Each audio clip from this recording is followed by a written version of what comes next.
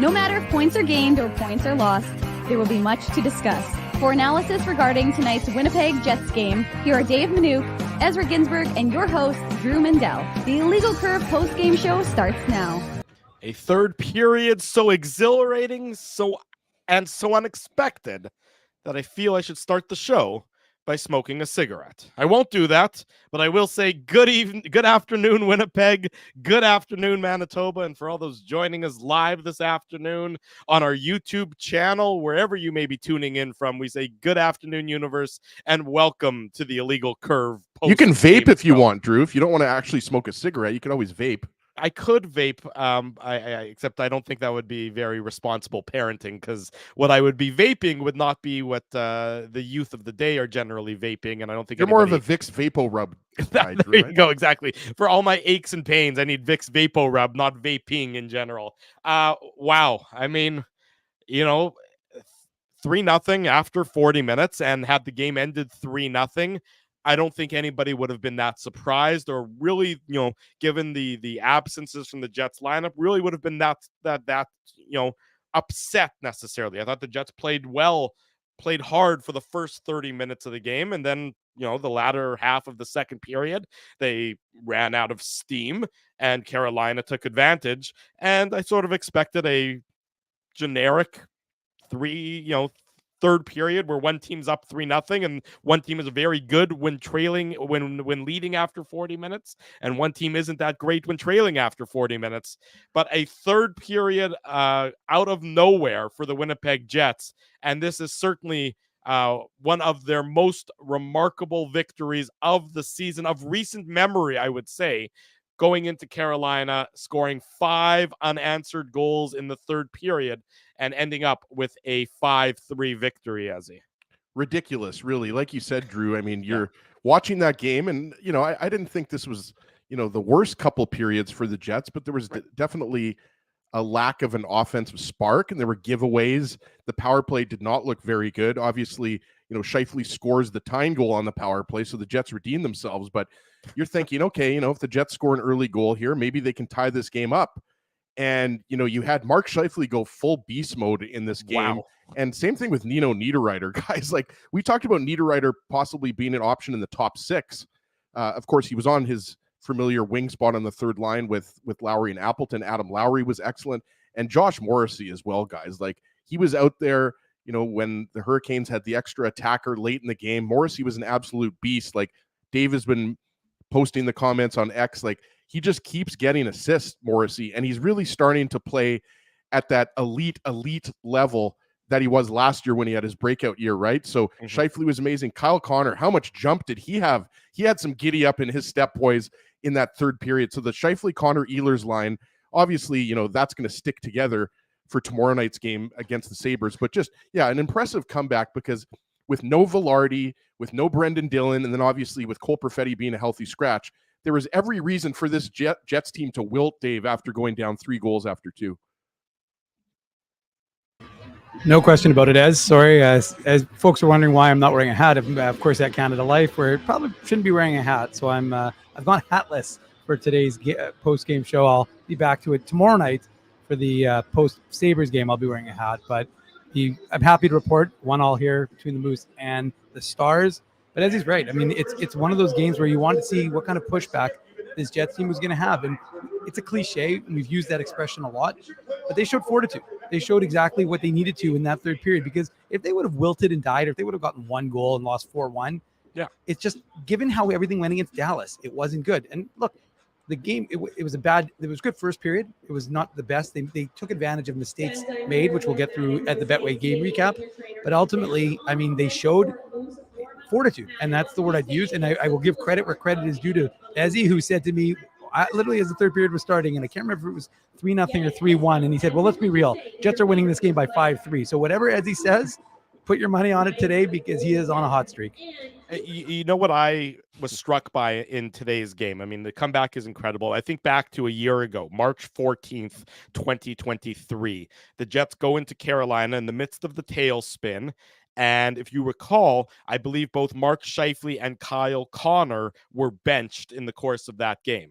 And then neither of those two players spoke to the media after the game. Carolina, handily defeated the Jets almost exactly a year ago in Carolina. And then I'm struck by the response from Scheifele, from Kyle Connor, from Nino Niederreiter. If you remember, the Jets had just acquired Niederreiter. It was right after the trade deadline. The Jets had just acquired Niederreiter, and he was the guy who sort of spoke on behalf of the team after that game. And everyone's like, well, why is Nino Niederreiter standing up? Why isn't Scheifele standing up? Why isn't Kyle Connor standing up? These are the guys who were sat down by Rick Bowness in that game a year ago and had no response. They had no, you could see it was a team that was in disarray, all throughout the organization last year at this time. Then you compare that to this year, almost a year later. What a difference a year makes, given the response from Scheifele, given the response from Connor, given the goal by Niederreiter. Just that struck me as I was watching this third period unfold, how much difference there is in a year, and how the makeup and the intestinal fortitude of this team is different from 1 year ago, almost 1 year ago at this point in time. Right. And Tracy, yes, you do have to make soup now for every game, because Tracy, for those listening on the podcast, said that she went to go make soup for the second period, and then they came back and tied the game up and eventually won. So yes, Tracy will have to make soup. But you make some really good points, Drew. And, the Hurricanes, I think what's so amazing about this comeback win and the 5 goals in the third period is because of who it's against. We talked about this this morning, just what was that, 5 hours ago. The Hurricanes do not give up a lot. And, we had the comment up from Dom Zappia. The Jets didn't score on their first 4 power plays. And, a few of those power plays looked better than others, right? But you didn't have Gabe Vilardi, your number one weapon on the top power play unit. So, I thought the Jets did well enough in his absence. But look, it was the Scheifele, Connor, Ehlers line that stepped up big time in this game. And as did Nino Niederreiter, who we talked about earlier, was so good and has been so good on that third line all year long. And I still won't be surprised if, you see him moved up into the top 6 before we expect the Jets make a move, right? So you've got those 2 games against the Kraken next week. And then who else do you play? Do you play Vancouver? I forget who else. Buffalo. You play Buffalo tomorrow, Seattle on Tuesday, then Seattle on Friday after the deadline. So There's 2 games now between, until the trade deadline next Friday, 2:00 Central Time. Right. And you can make an argument, guys, that, the Jets top 6 look pretty good today, but we know that there's a big hole on the wing now that Cole Perfetti has moved down and is now out of the lineup, guys. And we also have to talk about that fourth line. I thought Gustafsson, Kupari, Morgan Barron has been a staple of that fourth line all year long, Dave. But I thought Gustafsson and Kupari, they had some good shifts early in the first period. And obviously they didn't get a lot of ice time. But I thought when they were out there, for the most part, they were in the Hurricane zone, just doing their job, making sure, they were playing reliable defensive hockey. So we'll see what happens. Perfetti might be back in the lineup, but I wouldn't expect it tomorrow. No, sorry, go ahead. I was just going to say quickly that, the idea that what they did was they injected some fresh legs. David Gustafsson obviously hasn't played a game since December 22nd at the NHL level. He played 6 games with the Moose, and Rasmus Kupari, obviously, since his return, I think he's played 6 or 7 games for the Jets. So you knew that those guys are wanting to have a good showing and a good effort, right, Ezzy? So it was good from them, and it was a good effort overall. You needed to see this team step up, right? You couldn't have a step back game. You couldn't have 2 poor games in a row. And I'm not saying it was a poor game overall by Winnipeg, because I thought after the beginning of that game contest where Carolina outshot them 8-0 to start, that the Jets started to have pushback and started to try and impose their own will on the game. So like I said, it was a good overall effort. They had some bounces go against them in that middle frame, but they didn't fold up and say, okay, well, we got to focus on Buffalo now. They focused on the Carolina Hurricanes, and they beat a pretty good Hurricanes team at home, who I believe, like I said, they don't often give up. I don't know what their record is going into the third period with a lead, but I got to imagine it's a pretty solid one. This was either their second or third loss all year when leading after 40 minutes. And I'm sure that in those other losses, they weren't up 3-0. What is it about these two teams and 3-0 leads? If you remember last year, if I recall, I think it was last year, the Jets had that 3-0 lead on Carolina. Then Carolina pulled the goalie in the latter half of the third period and scored 3 times to tie it up. And then the Jets ended up winning in overtime. That was early last year. So for whatever reason, these two teams don't get a 3-0 lead against one another, as bad things tend to happen. I also considering this game, this comeback reminded me of the game in Los Angeles earlier this year. If you recall that game where the Jets, I think it was right after Velarde had been out of the lineup, if I recall correctly, where he got injured and then missed that stretch of time. It was early in the season, November. Early in the year, yeah. The Jets went into LA and they were either down 2-0 or 3-0 after, I think, 20 minutes. It was 2-0 after 20 or after 40. I don't remember exactly what it was. And then the Jets staged a really significant comeback, an unexpected victory that then sort of snowballed from there positively. Similar thoughts tonight. I mean, this is the Carolina Hurricanes, a Carolina Hurricanes team that is thought of as a Stanley Cup contender, and a Carolina Hurricanes team that is regarded as one of the best defending teams in the league, and a team that is very adept at not having this happen. And it happened, and it happened quickly in that third period. The Jets, again, we're going to quickly start focusing on tomorrow's game tomorrow. But I don't think that we should just brush this victory away that quickly for how significant it is for the Winnipeg Jets and how impressive it was for the Jets. Yeah, exactly. And a lot of that has to do with, Velarde and Dillon being out of the lineup, right? Something that we expected Velarde to be out of the lineup, but Brendan Dillon, it's illness, so we didn't expect that. Right. And we have no idea if those guys are going to play tomorrow. I think it's safe to say there's a good chance they won't. But, I mean, it just doesn't – it's not clear right now, right? So – considering that, and also considering, as you mentioned, Drew, the Hurricanes record, like this Hurricanes team is an established team. Like this is at the very least, they're a top 10 team. And I could hear an argument that, when you're talking about the playoffs, they're a top 5, top 6 team just because of their playoff experience. Like, you watch Sebastian Aho and Andrei Svechnikov, Seth Jarvis, Martin Necas. I mean, they've got a really, and Brent Burns, I know he's, getting up there in age, but, he's still a very solid defenseman. I thought Jacob Slavin was having a rough game out there going one-on-one with Scheifele, right? So, I mean, you got to credit Scheifele, Connor, the Jets' big boys, and, the pressure that they were putting on the Hurricanes. The Hurricanes were on their heels, boys, for that entire third period. Like they were rattled. And that's what you want, right? Like you want to dictate the pace. You want to put the opponent on their heels. So give the Jets a lot of credit here. There was every reason to think that, the Hurricanes were going to win this game by, 3 or 2 goals. And, now the Jets are feeling good about themselves again going into Buffalo. And now all the pressure is off of them. If they lose this game in regulation, then they go into Buffalo tomorrow. Now they want to avoid a 3-game losing streak, right, Dave? So, yes, intestinal fortitude is a good word, or good words that Drew used to describe this performance. Well, and you beat a good team. We talk about it, right, Ezzy? The Jets were 7 of 8, then 7 of 9 after that loss in Dallas. Now your 8 of your last 10 are wins.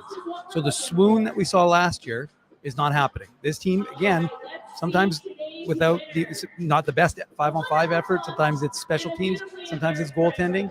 But this was an important win. And again, you don't gloss over the fact that they were down 3-0, but you do highlight the fact that this team, again, they could have, like you said, tried to salvage something in Buffalo, but instead now they've split the road trip and they've got a good chance to come away with, if they can win tomorrow, 4 of the 6 points that were available. So you like to see that Scheifele did what he needed to do. I mean, we talked about it with Rachel Dory today, talking about the need for a stud and for someone who's going to be able to be a game changer. Yeah. That's what Mark Scheifele had to do, and that's what he did. That he certainly was. Let's get into the nitty-gritty of it as you're watching the Illegal Curve post-game show. Over 450 of you joining us live. If you haven't already done so, be sure to smash the like button, subscribe to the channel, because we're going to do this again tomorrow night after the Jets and the Sabres. And if you missed this morning's Illegal Curve hockey show, which just ended a little over 3 hours ago, be sure to head back after the post-game show and catch that. So the Illegal Curve YouTube channel, what I'm saying is it's a destination for you, and be sure to smash that like button. Let's get into the Betway game recap on this Saturday afternoon. The Betway game recap. Big thanks to our friends at Betway for their continued support of the Illegal Curve post-game show. If you're looking for a safe and place to place a wager, and a place that is going to give you fair odds and all the betting options that you're looking for, we recommend heading on over to Betway and bet your way. Must be 19 years or older to play. Please play responsibly. There you go. We got that comment up from a Canes fan. Great comment. WTF just happened. Mortensen, hope you're joining us. Not sure you're joining us from Raleigh or where you're a Canes fan. Is it Vigo? But yeah, or maybe Chris Mortensen, the NFL insider, whoever it is. Welcome to the Illegal Curve post-game show. This is a safe space for everybody. We treat all fans nicely and friendly and politely here on this program. Raleigh, by the way, a great city. I've been there a number of times. Laura did grad school. Humble brag. And the humble brag. I know I've been. Laura went to grad school deal. in Raleigh, so I'm Dave goes to familiar with it. Drew goes I've to been there Carolina. before. No, and Mortensen, you've got a me? great team there. The Hurricanes, look, do you want to play the Hurricanes in the first round if you're the Rangers or if you're the Bruins? I don't think so. So, I mean, like the Rangers wouldn't play them. They're in the Pacific. Or no, Carolina's in the Metro, aren't they? Pacific. Metro? First of all, the Pacific is on the West Coast, so I think you need to look at a map. Atlantic. No, Carolina's in the Metro. Carolina's in the Metro, yes. Yeah, you are so right they could about play that. the Rangers in the first round. They could, based on the standings, but we don't need to worry about that. Let's get into the game recap. No goals in the first period, but as Dave mentioned, Carolina early in control of the game. They jumped out to a commanding lead in shots and had, again, this is a Carolina Hurricanes team. Reminder is high volume in terms of their shots, not necessarily high scoring chances, but they like to shoot, and they like to shoot from everywhere, and then let the cookie crumble as it may. So Carolina out to an early, I think it was it 6-0 lead in shots on goal. 8-0 is what Dave's indicating to me there. And then the Jets sort of found their legs, and I thought they picked up their play in the latter half of that first period. They had some opportunities, penalties galore, 3 penalties in that first period. Neil Pionk getting called for a phantom roughing penalty that didn't make any sense at all to me. Then Nate Schmidt getting called for a phantom tripping penalty when he didn't actually. The Schmidt one was worse. I mean, you could see on the replay there was Schmidt. There was no trip there. Doesn't touch him. Bad call. It was a bad call. It was just a missed call by the official in that instance. And the Jets also had a power play opportunity with Jordan Martinook in the box for tripping. And Carolina's penalty kill, was going to be something I talk about in more detail when it was a 3-0 game and the Jets weren't able to get anything going on special teams. I love that aggressive penalty kill employed by Carolina. I think it's just so much. It makes your opponent have to react so quickly and have to be so sharp. They don't have an opportunity. They don't have a pause to fumble with the puck or anything, because the Hurricanes are right on you to take advantage of any mistakes. So that's really what jumped out at me about that first period is that the Jets started slow, then they got better, and the Hurricanes penalty kill, as they certainly were impactful early in the game. Absolutely. I mean, we talked about it. The refs were calling everything in the first couple periods, or the first, 2.5 periods. They put the whistles away in the latter half of the third period when the game was tied, as you would expect, right? But, a chance that stands out to me, Hellebuck made a good save. Seth Jarvis set up Michael Bunting, former Leaf, and Hellebuck made a good save. The high danger chances, there weren't that many. 1-1 at even strength.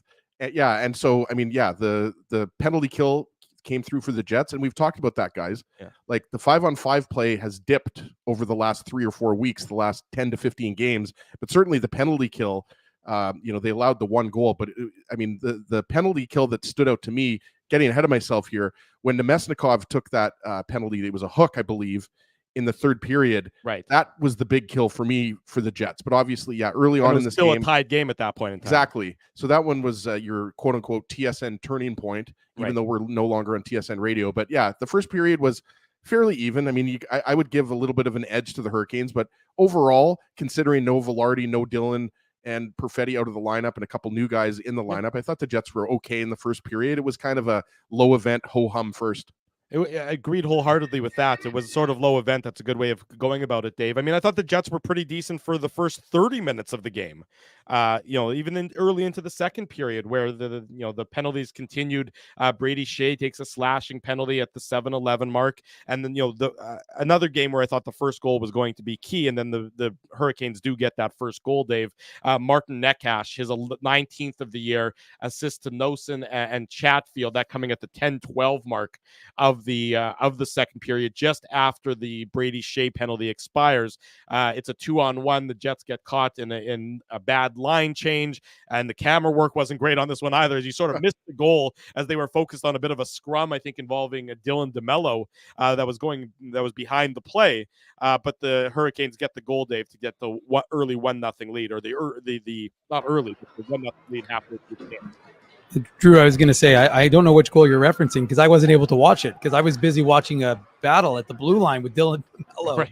and of course didn't see it. Not a great line change. So it's the second game in a row now the Jets get burned by a line change. They, I think it was Mason Appleton was coming off, and it's an unfortunate situation because you're right. I thought the first goal would have a significant impact on the game, especially because you just mentioned all the guys who were missing, right? Brendan Dillon out because he's not feeling well. So you got Logan Stanley coming back in. And then, of course, with Velarde and Perfetti. So, after an even first, you thought, okay, well, how are the Jets going to react? And again, this was not a great line change.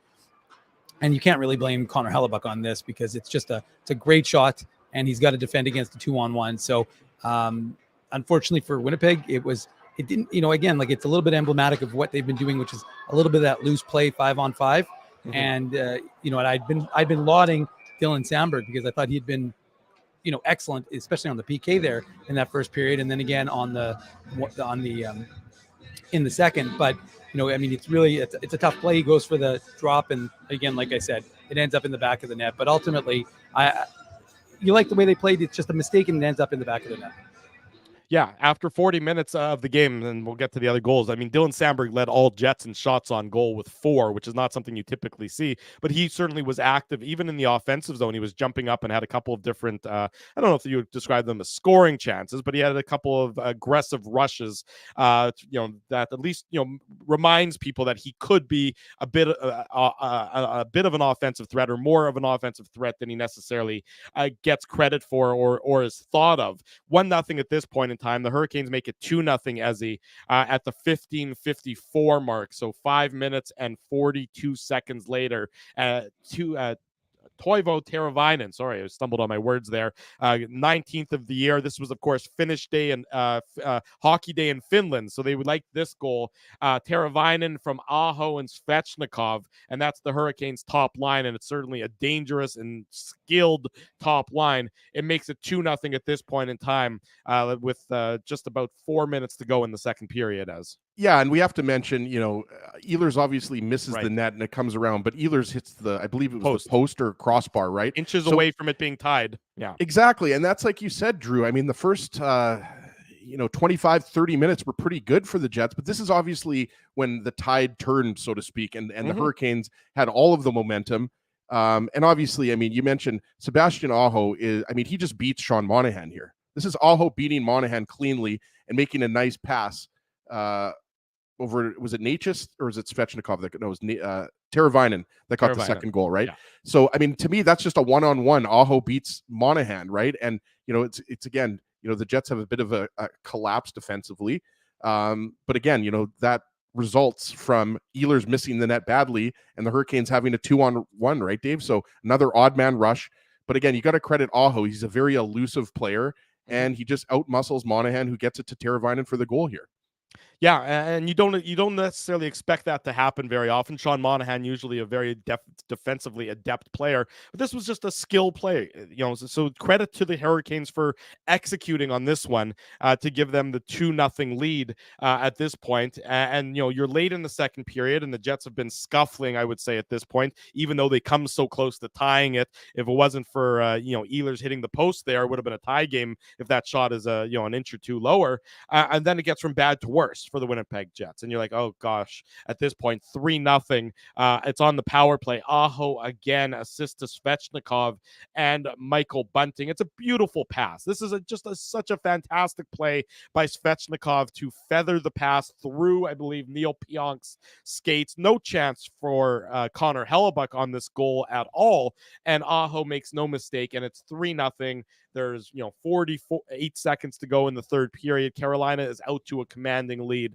And the question is, I mean, the question to me wasn't, are the Jets going to come back in the third period? The question was more along the lines, Dave, of how are the Jets going to maybe respond a bit in that third period? And we know how they responded, but first, your thoughts on this goal that made it 3-0 for Carolina.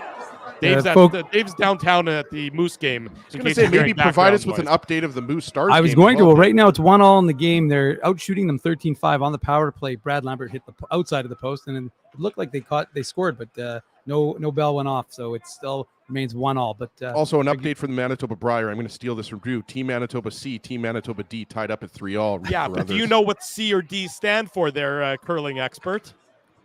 I don't know. A letter? Reed Carruthers. Reed Carruthers. Reed Carruthers and Matt Dunstone. There's multiple teams. Yeah. Okay. Nope. Don't leave the curling to me, my friend. That's a goal. All right, Kyle Capobianco. Here's a live update from Manitoba Moose.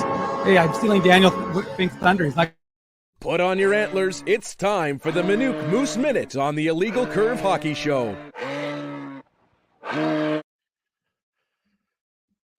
We should just bring Daniel's feed in right now, but Kyle Capobianco wires it home on the power play. See, I don't really do play-by-play. I do color, guys, as you know, and so it's 2-1 for the Manitoba Moose. Crowd's getting excited. Folks are getting excited, but this is a Jets show, not a Moose show, so I'll stick to the Jets analysis. And look, on this play, Drew, that you're talking about, first of all, it's funny how it was Hockey Day in Finland, and everybody was excited for that, and Sebastian Aho gets that third goal. Mm-hmm. And you're right. Because just before this, seconds before this, Connor Hellebuck had been a little bit turned around. So there was a very good chance that they could have just put it into the empty net because he didn't know where the puck was. But they couldn't get, I think it was Seth Jarvis, couldn't get the puck in front. So it goes to the blue line, and then they eventually turn it around and they get that goal to make it 3-0. And you're right, at that point, then you're thinking, are they going to try and just do something to build up? Because you're expecting Carolina to shut this down. You're not expecting anything to really come of this at this point. But of course, we know that's not the case, but ultimately, you like the fact. I don't like the way Neil Pionk played it because he allows that shot to go right through him, and it's a great pass. I mean, Svechnikov to Aho is just that was magic watching that goal. But look, at the end of the day, you want Pionk to either intercept it or take the man, but to be caught in no man land and allow that one to get scored isn't ideal. Yeah, so you're at 3-0 for Carolina after 40 minutes, and the Winnipeg Jets look like they're down. Maybe they're not out, but they're definitely down after 40 minutes. But the epic comeback begins early in that third period, as it needed to occur. Minute 36. You want to see the Jets. You want to see this response, and it's Connor and it's Ehlers and Scheifele are together to start this. What third a pass period. Here by Ehlers. This is just elite. I don't know. There's the only way I can describe it, guys. Is this pass from Ehlers? I realize it's a little bit of a far shot. You could say Kochetkov should have maybe had this, even though we know Connor's a sniper. To me, Ehlers just puts this right in Connor's wheelhouse. Just a fantastic pass. Yeah, it's a great pass by Ehlers, and it's a great response by the Winnipeg Jets. Kyle Connor, his 25th of the year, sort of a quiet 25 goal scorer at this point in time, a little bit, given all the time he's missing and everything else. But he's clearly going to still get upwards of 30, maybe 35 over the remainder of the regular season. Connor, his 25th assist from Ehlers and Josh Morrissey. You're going to hear the name Morrissey a lot going forward in this third period recap. It's not a great goal. I think you want Kochetkov to make this save, but it's a nice play by Ehlers to put Connor in a good shooting position. He's not, between the dots or anything. He's higher than that. He's towards the top of the circles, but he, wires it and he fires it past Kochetkov, and the Jets have a sniff of life at this point in time, down 3-1 early in that third period, Ezzy. We mentioned Seth Jarvis from Winnipeg earlier, product of the Rink Hockey Academy, but this is not a great effort by Seth Jarvis. He's just not, he's kind of turned around. He's looking the wrong way. Ehlers just puts the puck basically, through his skates to Kyle Connor. So, it wasn't a very good, effort by Jarvis there, but yeah, I think Kochetkov, that shot's from 40 feet, 50 feet away. Yeah. But look, it was a quick one-timer, and Ehlers again, he put that, you always want to, in a situation like that, you want to put that puck in a position where the player can step into it, right? And that's exactly what he does here. So, good on Connor for realizing Kochetkov maybe wasn't set like he would like to be, but you're absolutely right, Drew. You want to score in the first couple minutes. That's exactly what you want to do to give yourself a chance to tie it up. And not only did the Jets do it, they scored 4 more goals.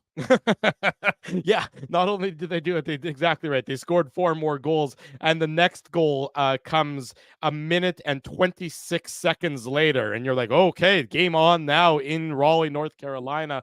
Nino Niederreiter getting his 15th of the year, assist to Nate Schmidt and Adam Lowry, and this is just a great play by Nate Schmidt. I mean, you know, a guy who has certainly had his ups and downs this season. I think it's safe to say he just makes a very nice pass over to Nino Niederreiter here. He starts the play, chipping and chasing and everything else that you want to see him do, and it makes it 3-2 at this point in time. Just a feathery backhand play, but loose defensive coverage at the same time by the Hurricanes to allow Niederreiter to sort of walk in unmolested at all, to put himself in the position to get that goal to make it 3-2. Yeah, but you know, the most important thing is that you see Nate Schmidt activate, and you know that the Jets are down 3-1. And as he's right, I mean, if you don't get that early goal, then it's going to be a hard game to come back in. Again, not impossible, but apparently the 3-0 lead in this series between these two teams is the hardest lead to protect, as Drew illustrated previously. But look, at the end of the day, this is it's an important play from the Jets, but you like to see that Schmidt activated, because Rick Bowness talks about the need for the defense to really be a big part of this win, for of this team story, and producing for this team. And Schmidt recognizes there's an opportunity. So you can say it's weak defense, but it's also good activation, I think, by Schmidt, who gets up there in the play, makes a beautiful pass, sees Nino coming in, and then Nino Niederreiter gets Kochetkov going the other way and puts it into the back of the net. And obviously, as a former Carolina Hurricane, not you or Ezzy, of course, but, as Nino Niederreiter, a former Carolina Hurricane, he was excited to get on the board. And again, early, right? 2 goals in 3 minutes and 2 seconds. So now it's a 3-2 game, and the Jets are building momentum. I want to say one thing here. Sorry, Drew. Nate Schmidt was recently a healthy scratch, right, for Logan Stanley. So I agree 100% here with Dave. Like, the whole point is you identify when the good part of the game is, and if there's enough open ice to make this play. And if I'm not mistaken, it was Stefan Noesen, because that's the Hurricanes' 4th line: Kotkaniemi, Noesen, and Jesper Fost, which, again, it's a pretty good 4th line. That's why the Hurricanes are a top 5 team in the East, right? But Nate Schmidt, I think, does a great job there, Dave, of drawing Noesen to him, slowing it down, then identifying, I think it was Kotkaniemi who was out there because it was the 4th line, as I just mentioned, and Nino Niederreiter just beats Kotkaniemi to the middle of the ice. So Schmidt draws Noesen, the play's kind of slowing down, and then big Nino Niederreiter comes down the middle and makes a nice move on Kochetkov. So again, just great vision and just a great decision by Schmidt there, and just great, Nino Niederreiter going right up the middle like he always does. And then now all of a sudden the Hurricanes are really on their heels because it's a 1-goal game and there's lots of time left in the 3rd period. There's 17 minutes to go in the game. I mean, that's how quick. That's what you got to get. You got to strike quick, with that first one, and then then the doubt seeps in. You're playing with house money once you get that early goal from the Jets. It's like you in Vegas, Drew, when you're at the Wynn. Yeah, right, exactly. No, that's playing with no money is what that is. That's playing with money that I shouldn't be gambling with. But that's a golden nugget. That's more your style. Entirely, that's right. I need to be on Fremont, where the tables are usually a little less expensive. Jets tie it up. I mean, again, 2 minutes and 38 seconds later. Talk about a flurry, a 3rd period flurry. For the Winnipeg Jets. And what can you say about Mark Scheifele on this play? He just wins the battle. Video game mode there. Well, you know what? Right. Almost glitch mode, where the Hurricanes just weren't able to man up enough against him. He wouldn't be denied. And, Mark Scheifele has been a different player this year than in previous years. And he's been more, forceful out there. But boy, is this going to go on the highlight reel at the end of this season for the Winnipeg Jets. Scheifele, his 18th of the year, assist to Josh Morrissey. It comes on the power play. The Jets just won puck battles on this one. It's a power play goal, which is important to note because the power play had been struggling in today's game up to this point. But the Jets just won puck battle after puck battle because the Hurricanes had opportunities where you thought they were going to relieve the pressure, but they couldn't. And then Scheifele Scheifele gets in all alone, and of course, Scheifele with those beautiful soft hands that we've seen for so many years now, tucks it behind Kochetkov, and all of a sudden, it's a 3-all game, Dave Minuk, and what is going on? This has escalated quickly. That's a good point, Drew. And you got to credit Josh Morrissey because he's the one who really created that opportunity for Mark Scheifele. You give Mark Scheifele a lot of credit for what he was able to do and get Kochetkov going the other way and then putting it behind him, scoring, I think, his 19th goal of the season. But Josh Morrissey is all will. And I don't know how many folks caught it, but it looked like when 44 was coming off the ice in the second period, there was a little bit of grimacing from him. Like he looked like he was in a bit of pain. I don't know if there was a limp. So, because the teams are keying in on Josh Morrissey and trying to impose a lot of, physicality on the best Jets defender. So I don't know if that was something that was, maybe he was just walking funny, but whatever it was, you were wondering how's he going to react in the final frame. Well, he was fantastic, and that's will, because it looked like it was going to be another stagnant power play for Winnipeg, and a lot. And you got to give Nikolai Ehlers credit, because when he was on the power play, every single time, like Kyle Connor, I thought he struggled on the power play. And every time he tried to get in an entry, he just kept getting stymied. Nikolai Ehlers, no such hindrance. Every time he had the puck, he gained the zone. But again, let's get back to this goal. And like I said, I give Mark Scheifele a lot of credit for being in the right place. But Josh Morrissey set that up with his effort. I'm with you there, Dave. All Morrissey, because there's a board battle. Morrissey gets in there, stick checks, comes out, pokes the puck ahead, and then he ends up, it's a one-handed poke to Scheifele. That's what stood out to me, right? Like he was determined. He saw Scheifele, like you said, he was in front of Kochetkov, perfect positioning, but he makes sure like Morrissey was not going to be denied there. So again, Scheifele, Connor, Morrissey, Niederreiter, like the veterans of this team stepped up big time. Ehlers, I want to give Ehlers a lot of credit here because he was obviously up there with Scheifele and Connor on that top line. Ehlers was really good. We mentioned, Lowry, Appleton. I thought for a guy who's been criticized a lot of Jets fans, think Appleton should either be on the fourth line or the 13th forward. I thought Appleton was really good, right? Who was out there killing penalties in the third period? Appleton and Lowry. Who was out there late when the Jets were protecting a 4-3 lead? Appleton was out there. So I'm not saying Mason Appleton is Yuri Lettinen or Guy Carbonneau. He's not the best defensive forward of all time, but I thought he was really solid tonight for the Jets. And the Jets needed that in the third period because, we talked about it. The Jets right now control their own destiny. They've got games in hand. I think they have 3 now on Dallas. Colorado guys plays Nashville. So, the Jets lose this in regulation. Colorado can leapfrog the Jets. So the Jets are in a dogfight for first in the Central. And a game like this is going to go a long way because we expect, this to go right down to, game 82. I don't think anybody's expecting, either Dallas, the Jets, or Colorado to pull away here in early March. I mean, this is going to go right down to the wire for first in the Central. You're exactly right. I mean, I think that's a very good point because the score sheet, I mean, you can see the guys on the score sheet, but to stage this kind of comeback, it takes everybody on the roster, and they're all doing it shift after shift after shift. So it's not just one isolated shift and then another isolated shift. It took the constant flow from all 12 forwards and all 6 defensemen to lead the Winnipeg Jets back into this game. I mean, I really can't state it enough how impressive of a comeback this is for the Winnipeg Jets, given the adversity, given the guys out of the lineup, given everything about it.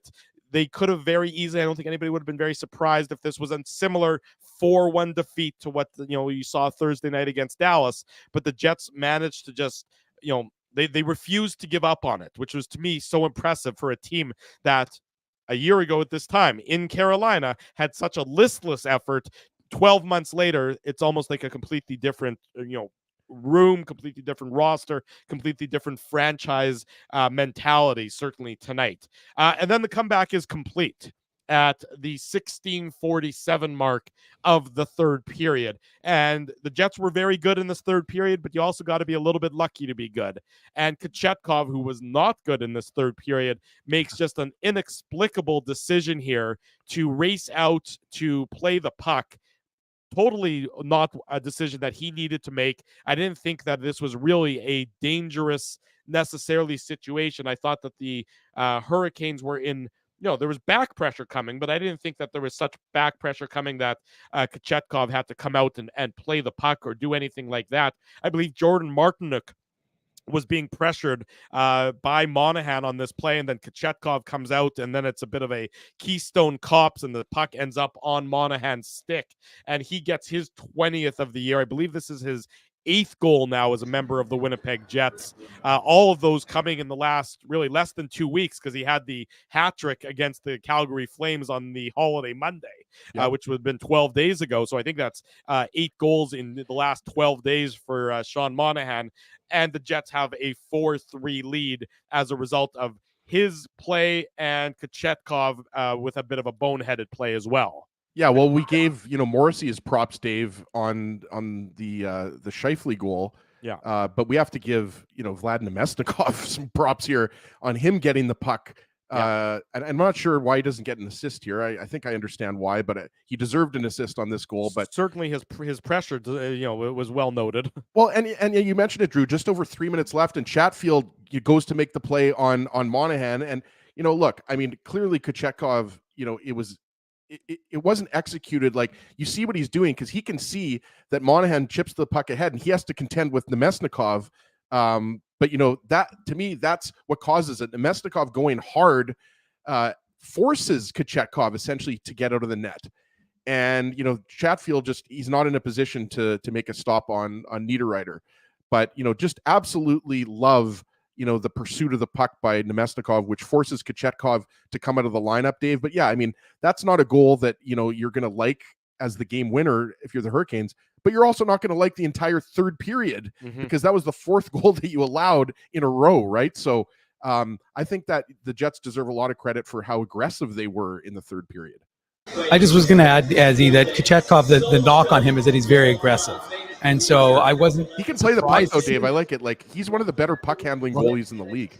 He scored a goal in this building, so right. That's worth remembering when he was playing, I believe. And it was Chicago. a shot. It wasn't like it went off of a defenseman back into an empty net. He actually shot it into the net. That's right. It was there's Richard Lapp, the hockey maven. Yes, we can Hi, see Richard Lapp, in the hockey maven. Nobody knows more about junior hockey than Richard Lapp, the hockey maven. True. But, he's written books. He's written a lot. I think he's written about 10 books. But anyways, if you want to know about junior hockey, Drew's only written Harlequin romance novels under a pen name. Yes, under a pseudonym. Yeah. Anyway, so I mean, that's the one thing you can take advantage of with an aggressive goaltender. And I agree with you. Like, I didn't think it necessitated him coming out, but I'm not surprised, because that's within his style of play. Yeah, but we will also give that goal, because all of a sudden the Jets have come back from 3-0 down to 4-3. That'll be our Seagram shot of the game. The Seagram shot of the game. Big thanks to our friends at Seagram's for their continued support of the Illegal Curve post-game show. A comeback victory like that perhaps deserves a little bit of a fireball shot, and well, why not? We've done almost 5 hours of broadcasting already today, and it's I guess maybe I'm a little off on that. Where's your little ball? 3 hours of broadcasting in the last few hours, so here. Kudos to the Winnipeg Jets for that comeback. Drinking out of that little bottle for the last 5 months. Like, I'm starting to think he just has have multiple little there. bottles. It's not just the same one. I got multiple little bottles. Drew, do we have to talk about your drinking problem? No, we don't. I only drink only when the Jets stage a 3-goal comeback. That's it. Other than that, I'm perfectly. A lot of little mini bottles there. There's like 4 or 5 little mini bottles there, Drew. Well, I've been able to get my hands on some mini bottles of Fireball, so I'll keep that well in check. Don't worry. I'll keep it on. 4-3 for the Jets at this point. So you're now into the last 3 minutes of the game, and the Carolina Hurricanes pull the goalie, and they're just shell-shocked at this point in time, having given up the 4 straight goals. And the Jets, look, Connor Hellebuyck makes a couple of saves, and the Hurricanes have a little bit of pressure, as you would expect with a 6-on-5 advantage. But the Jets do a very good job at keeping everything to the outside and getting into shot lanes to prevent the Hurricanes from really getting anything that I would describe as a golden opportunity. Kyle Connor almost put it into an empty net early after they pulled the goalie, but that was the defender for the Hurricanes made a nice block. But other than that, the Jets did a very good job keeping everything to the outside and out of the danger zone until Niederreiter, with 11 seconds to go, assist to Iafallo and Josh Morrissey, his 3rd of the game, to wrap up an epic third period for the Winnipeg Jets, coming all the way back from 3-0 down to win 5-3. Yeah, and Niederreiter and Iafallo did a good job protecting the 4-3 lead there, and we're not going to break down the empty net goal, but remember there was that one chance. Marty Necas is always a player that impresses me. Remember Jack Drury had a chance right in the slot, and Hellebuck made a save. I forget if it was just, if he made the save, like if it hit him in the middle of the jersey or a pad save. I forget what it was, but it was a grade A chance in the slot for the Hurricanes. And so, good on Hellebuck, right? Like he allows 3 goals in the first period, and then he shuts the door. And we've seen him do that so many times. Like Hellebuck, everybody knows he's the team MVP, Dave, but this is one of those games where, not a lot of people are going to talk about, Hellebuck, but he made a really good save on Bunting in the first period, made a good save on Drury late in the third period. And, he still had a good enough game. He allowed the Jets to come back in this game by shutting the door, for the majority, for all of the third period, right? So, yeah, the Jets they elevated their game when they needed to. Like, this can't be overstated how big of, look, we're not going to, throw out things like this is a season-defining win or anything like that, but no Velarde, no Brendan Dillon. That's a top 6 forward and a top 4 defenseman, and you were down 3-0 after 2 periods. So you got to look. We are hard on the Jets, Drew. When the Jets beat the Hawks and the Coyotes, and they needed overtime, we were hard on them, and we said, they didn't play very well. And the Jets, I thought, with the exception of maybe half of a period in the middle frame, the Jets were good today, and especially in the third period, they elevated their game and they got the job done when they had players out of the lineup. Yeah, you know what, Dave, and I want to get you in here. Look, the Jets, whether or not they win, this is a championship caliber comeback victory. Not to say that the Jets are going to win the Stanley Cup, because who knows how that's going to play out. But it takes a certain, teams have to be wired in a certain way to be championship teams. And you need victories like this to sort of build upon in the course of your season. We mentioned the comeback against the Kings earlier this year, where they came back from a number of goals down and came back and handily beat the Los Angeles Kings. And that was at a time when the Kings were playing some very good hockey. And then the Jets went on a really good run as a result. Today's game could be a similar catalyst for that. Who's that? Daniel Fink. Daniel Fink. Daniel Fink. Play-by-play broadcaster, the Manitoba Moose.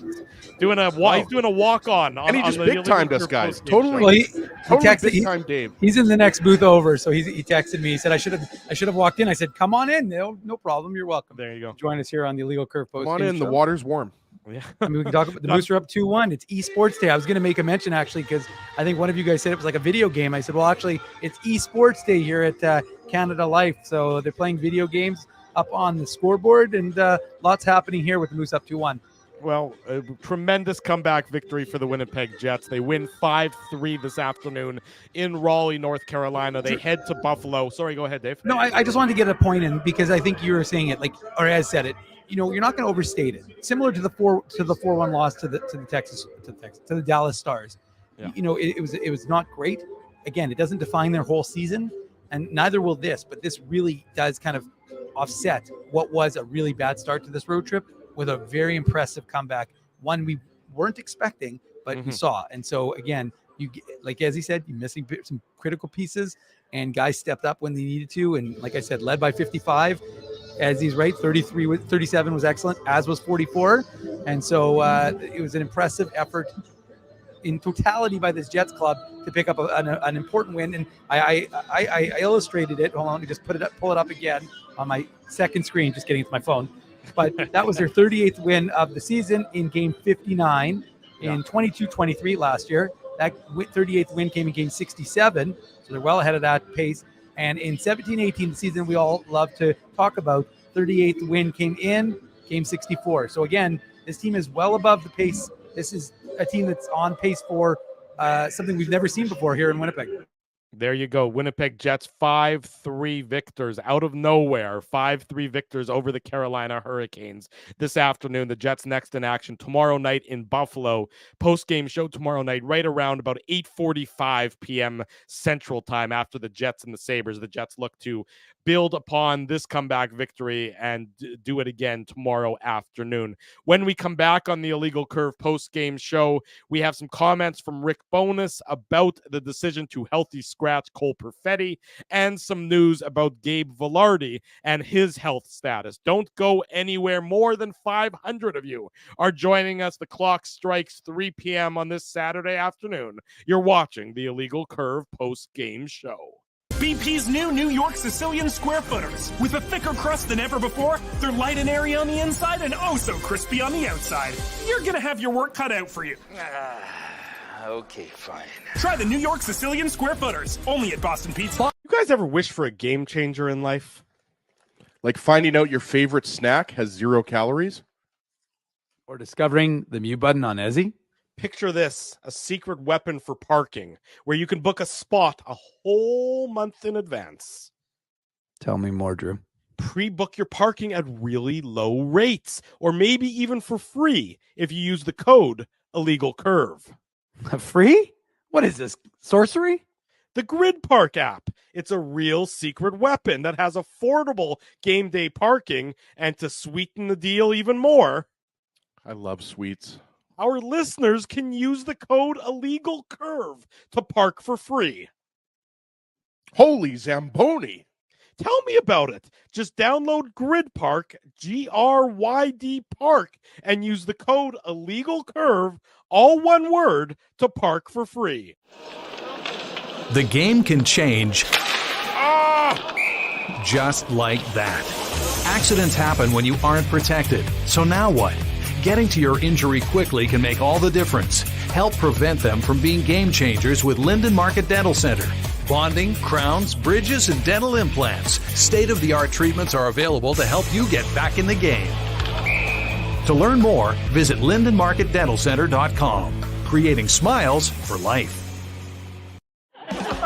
Your coworkers love you because you always make them laugh. You're the life of the party with stories that have them rolling on the floor. Or maybe you're just the quiet one in the corner with the one-liners that just slay. Do you have what it takes to become Winnipeg's funniest person with a day job? Try your luck. Hit the stage at Rumors Comedy Club, and you could be walking away with $1,000 cash. Winnipeg's funniest person with a day job. Presented by Rumors. For all the details, head to rumorscomedyclub.com. Whoa, Ezzy, everything okay? You look stressed. Of course I'm stressed. We're moving, the house is upside down, the kids failed miserably at packing the fine china, and my life is in chaos. Chaos! Yes, that does sound like a problem. What am I going to do?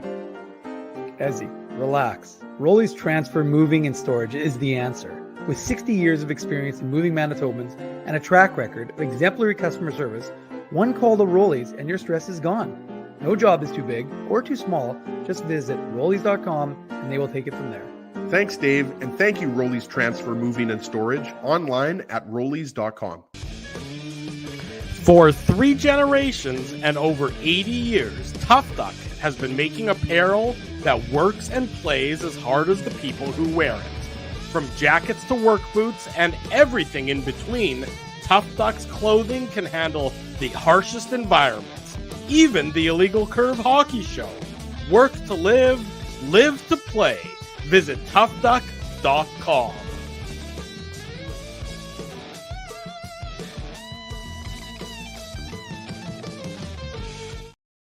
Shortly after 3 o'clock in the afternoon, welcome back to the Illegal Curve post-game show. Jets win 5-3 over the Carolina Hurricanes, staging a 5-goal comeback in the third period. Want to remind everybody, Illegal Curve, proud to be a media sponsor of the Rady JCC Sports Dinner coming up May 28th of 2024. One of the best dinners on the calendar, especially if you're a sports fan. Love some memorabilia, great prizes galore.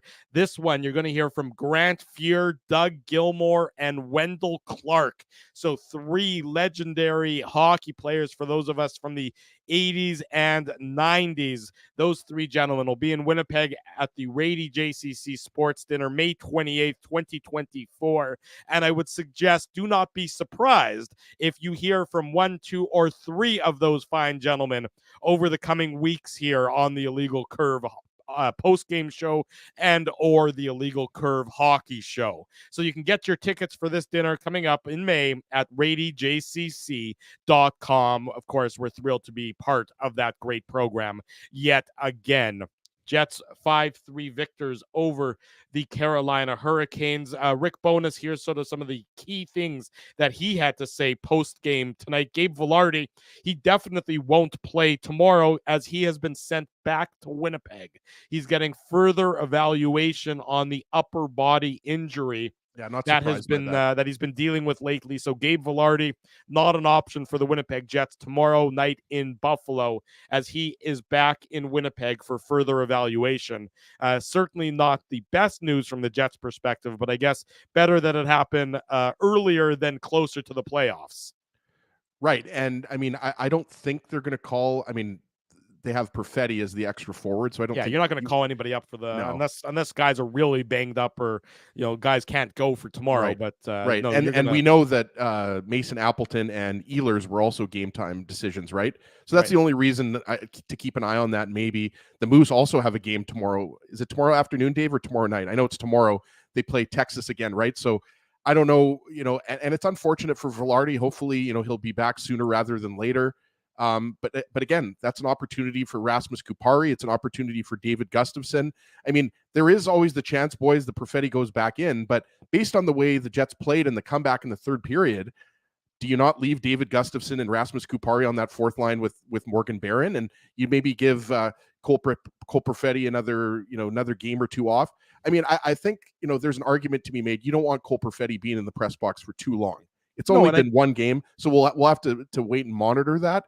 But it's again, Nemesnikov. I mean, he's a guy that is able to move up. But Scheifele, Connor, Ehlers, guys, is what you should expect to be the top line again tomorrow versus Buffalo. Yeah. There's no reason why you would break that up, Dave. No, I mean, again, those are the horses that you rode it to victory, right, Ezzy? So why else would you do anything other than continue that? And we've been talking about Nikolai Ehlers, necessity of moving him up, and even though he and Sean Monahan have discovered a little bit of chemistry, and I talked about it, and Sean Monahan talked about it, about learning to play with a guy like Johnny Gaudreau, and Nikolai Ehlers reminding him of that. I mean, ultimately, you're going to need. We don't know how long Gabriel Vilardi is going to be out. And again, I tend to think that because he was on the bench in the third and didn't go to the room, it wasn't maybe necessarily as bad. I didn't even think it was an upper body, to be honest with you, based on the fact that he seemed to be testing his legs, right, Drew, during the commercial timeout in that game against Dallas. But at the end of the day, he goes back to Winnipeg. That's tough news for the Jets. But again, they were able to, and it looked like, Ezzy, that it was going to be a really tough news for the Jets power play, right? Because they were looking a little lost. That first unit, at least, was looking a little lost without him going, I believe, 0 for 4 before they finally got that one, the Mark Scheifele goal. But ultimately, again, this is what you want. You want. Look, Buffalo's not a very good team, but you want to be able to continue this good momentum that you built in the third period. So we'll see if they're able to do that. Yeah, agreed wholeheartedly. Here's what Rick Bowness had to say about the decision to healthy scratch Cole Perfetti. I put the quote up on the screen. That's a tough call, but we know it's been a struggle for him lately, him being Perfetti. Sometimes you just have to reset. You just go back and take a look at things from a different perspective. We're going to get him back in there, but it's been a struggle for him, and we're going to keep encouraging him and keep pushing him. He's a good kid with a great future. Listen, he's not the first young player that sat out a game for sure. Not in this league. This is a tough league, and it's a tough part of the season. So it's all part of the learning process. That's Jets head coach Rick Bowness talking about Cole Perfetti and the decision to healthy scratch him. And I think, look, Bowness is right. Perfetti, if you're struggling and you can get, there's something that can be beneficial from taking a step back and maybe observing for a game. Now, I wouldn't, to Ezzy's point, I wouldn't expect him to be out of the lineup for weeks on end. I would expect that they're going to use this weekend, they're going to use today, and they're going to use tomorrow, unless injuries force them to play him tomorrow, to just let him sort of breathe a little bit, remove the pressure. But it would not surprise me at all if he's back in the lineup on Tuesday in Seattle or Friday in Seattle as well, Ezzy. Yeah, and those are two critical games against a Kraken team that's still in the playoff race, but I believe they're not in They're 5 points back, right, Drew? Yeah, they're 7 points back now, so they would be at the absolute fringe of the playoff race. No games in hand? I mean, they have, a couple games in hand on Nashville. They don't have any games in hand in Los Angeles, but they're still it's going to be an uphill climb for them regardless. Yeah, it's an uphill climb, but they're still in it, right? So those you're going to be facing a desperate Kraken team. The Jets can beat the Kraken. That's not what I'm saying. I'm just saying that those are going to be interesting games because of where the Kraken are in the playoff race, right? Right. But getting back to what you said about Cole Perfetti, most likely he's not in the lineup tomorrow. But again, Gustafsson, he's missed a lot of hockey. Rasmus Kupari, he was injured earlier this year, and they were good on the fourth line.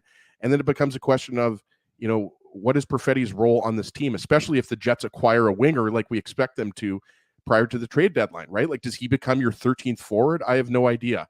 But it certainly looks like, he could be a guy that's squeezed out if the Jets bring in some reinforcements in the top six, right? So look, it was looking like it wasn't the only issue that I have with it is that Gabe Vilardi, you knew he wasn't going to be playing today, Dave.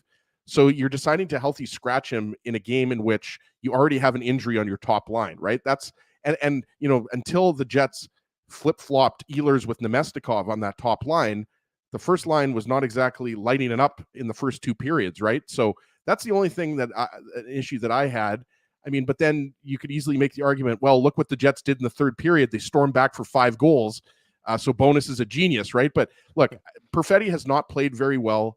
So none of us are surprised that he was a healthy scratch. All I'm saying is that I was a little bit surprised in a game in which Vilardi was injured and out of the lineup. I thought maybe Bones would keep Perfetti in this game and, decide to use the healthy scratch. But a lot of people thought this was overdue and Bones could have healthy scratched Perfetti a couple weeks ago, Dave. Yeah, and I mean, I think what it comes down to is, has he played fine? Yeah, but he's not producing. Right. And that's ultimately, when you're in the top 6, you have to produce. You can't be in the top 6 and not doing anything. Again, I would say he was still a positive force, but ultimately, he had, 1 assist in his last 14 games. And he's not the only one who's guilty of not performing. There were a number of guys who have been, again, we talk about that 5-on-5, who have not been up to snuff. But ultimately, even when Kyle Connor is not having great games, you're still getting production from him. And so, that's, I think, what they want to do by giving him a reset. And look, let's be realistic, guys. Cole Perfetti's still producing. He's still a good young hockey player. We talked about this today. You're not dumping Cole Perfetti, and he's not incapable of playing. I mean, this is a guy who's very talented. He's a very cerebral player. And look, if he has to sit up there and watch for a stretch, then that's what's going to happen. If the Jets get better without having him in the lineup, then he'll be potentially an added, because does he bring what Rasmus Kupari and David Gustafsson bring to a fourth line? No, he doesn't. Do you really need him on that fourth line? No, you don't. Now, again, like I said, Nemestikov also brings a lot to that when you had them there. But ultimately, the Jets don't have, I know we talk about this, but the Jets really still don't have that 3 lines of scoring and 1 line of hard checking. Right. They don't. They have the top 6. We still talk about it all the time. They have a top 6. They have the Lowry line, and then they have a fourth line. So unless you're going to change your mentality as a coach and have 3 lines that are scoring, and of which Perfetti would be one, right now it makes more sense to have that Gustafsson line composed the way they have it. But again, like I said, obviously we've said that before. It should really be a top 9 that you're looking at, not a top 6. But that's just not the way the coach uses his lineup. Well, we'll find out if that changes, of course, as the trade deadline approaches. Coming Friday afternoon, 2:00 Central Time, the NHL trade deadline. A lot of smoke around the Winnipeg Jets, like there is around a lot of the contending teams, as to what they're going to do ahead of the deadline. What we're going to do ahead of the end of this program is what we do on each and every edition of the Illegal Curve post-game show. It's the Tough Duck hardest hitting comment. The Tough Duck hardest hitting comment.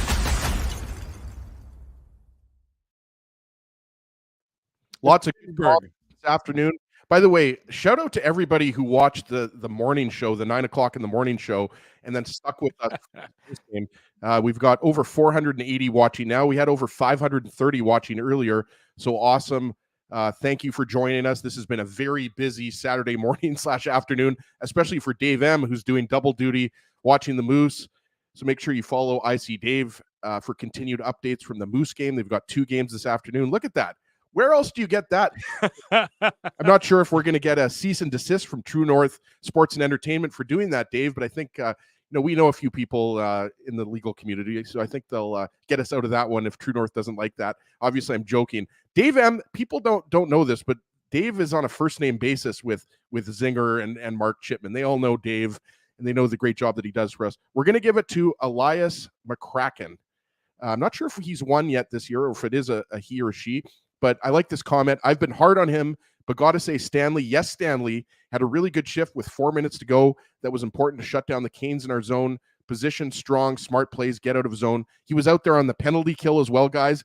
That's why we know that Logan Stanley earlier in the season was the guy that was going into the lineup over, a guy like Declan Chisholm. Yeah, who you did 3:08 on the short on penalty kill today. 3 minutes. He played it. I think it was 14 minutes and 23 seconds. That's right. And he was just solid. So again, he didn't expect to play. We didn't see the Brendan Dillon illness coming. So just good on Logan Stanley. I thought he wasn't special or he wasn't flashy out there, but I thought he was just solid in 14 minutes of work on that third pair. So Elias McCracken, send me an email, Ezra@illegalcurve.com, or slide into my DMs on Twitter @ICSEG. And with your mailing info and Tough Duck, we'll ship out a toque to you. I know that Trish Jordan got her toque earlier this week, and a lot of other folks were getting their toques this week. And we're going to transition to, I believe, trucker hats once the playoffs start. So look out for Tough Duck trucker hats. That's exciting. Everyone's getting toques. We'll give away another toque tomorrow night. The Jets and the Buffalo Sabres, post-game 8:45 p.m., give or take a couple minutes, right back here on our YouTube channel as your Saturday filled with Illegal Curve broadcast continues unabated. At least you get now about 17, 18 hours off. You get a bit of a break until we do it all again. Not Dave. Dave M doesn't get the break. The folks watching get a break. You have nowhere else to be. We know what's going on in your schedule, in your life, Dave. You're doing exactly what you're supposed to be doing. It's all these other good folks who are putting everything on the shelf while we're doing the Saturday morning and we're doing the Saturday afternoon, and we're keeping everybody informed on the Jets and on the Moose and on everything that's going on with Thomas hockey. Milic making big saves. There you go. Thomas Milic making big saves.